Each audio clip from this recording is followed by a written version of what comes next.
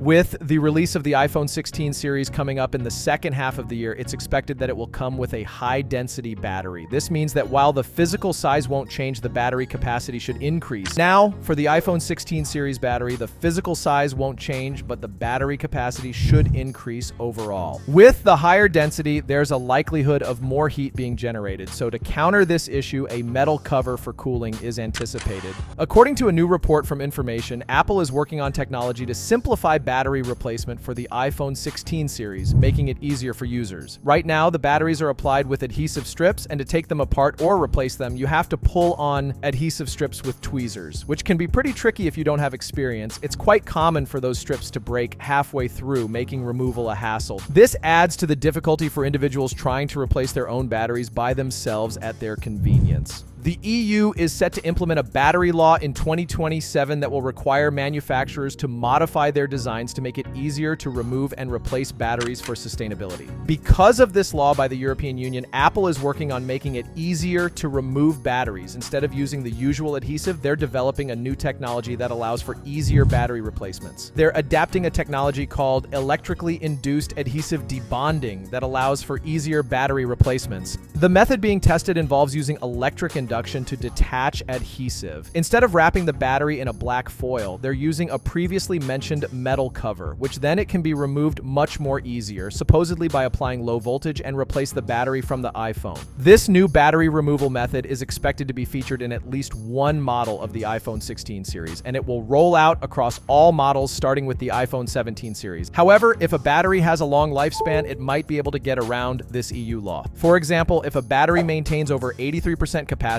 after 500 full charge cycles and over 80% after 1,000 cycles, it could be exempt from the law. Currently, the iPhone 15's battery meets the requirement of 1,000 cycles, but does not meet the requirement of 83% capacity after 500 cycles. Just because Apple has made it easier to remove the battery doesn't mean replacing it is a walk in the park. Taking off a display that's glued on isn't exactly easy, and unless there's another way to remove the battery besides applying low voltage, you'll need a special repair tool for that. From our perspective, it would be great if the service centers could lower the battery replacement costs, or if they could start offering DIY repair services prices more affordable.